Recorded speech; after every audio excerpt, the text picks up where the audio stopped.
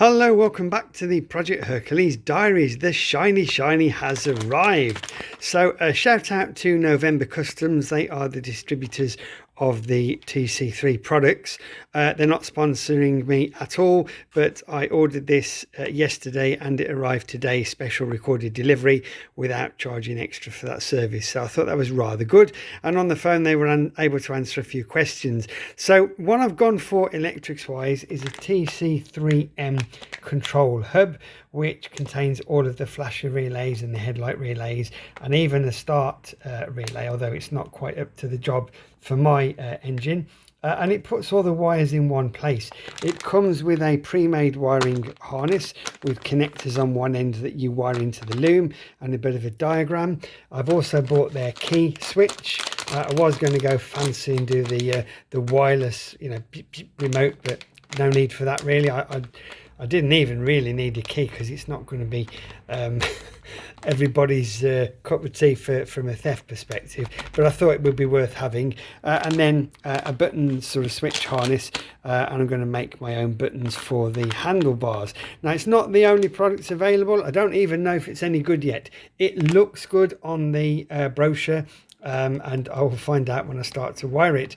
Other things available, things like Moto Gadget, have a very similar device. They also do some pre-made looms or builders packs, and they're not too dissimilar on the price point, perhaps slightly more expensive. But the reason I went for this device is that this has the wiring inputs on the end of the box, and the Moto Gadget has the wiring inputs on the top of the box, and I might fit that on top of the fancy new battery box just there, and it does fit. But if the wires had to come in from the top, it would make it very tight. As the wires come in from either the front or the back side, it would make it quite neat from a wiring perspective. And that's really the predominant reason that I've gone for this unit.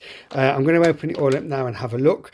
But effectively, that box there, and that box there, and that box there are the three main components of all of the wiring system of the bike. The rest is just wires to and from lights. So I mean, it should be quite neat, and if I can find a way to incorporate that box and that box and that box behind me on the bike, there is probably room in here, there's probably room in here. If I put a plate across there and a plate across there, they might even potentially fit underneath those plates, and that would make things very neat. So back on the bench, grand unboxing. That is the main jobby. So there's inputs and outputs here and power supplies, and the pre-made loom will plug straight into that. That and that are all that are needed to run the bike. Now, it did say in the literature that this was fully waterproof, but I'm have my doubts about that. That looks like it is, because it's obviously potted in there with the resin, and so does that. That's obviously potted in there with the resin. So I don't have any qualms about fitting those in the location that's not necessarily fully waterproof. I might have to rethink that. I'll contact the vendors and have another look at the manual. First impression is that's very light. It feels a little bit plasticky. It's obviously been 3D printed by the look of it. I don't know if you can quite see the marks there where the filaments built up the box, but that's just the casing itself. So remains to be seen. So I'm going to be playing around with those, trying to figure out where to pop them on the bike, and also how to get the wires from the box here up through the main tube, how to get them from there inside that tube to the headlight and indicators without looking a mess. That's something else I've got to think about. So that's where we're at. Mr. Bob, of course, is absolutely horrified because we haven't drawn a wiring diagram, and he says, how can you possibly wire anything without drawing it all out first and knowing where anything goes? But my priority will be getting these mounted nicely, securely in the right place on the bike.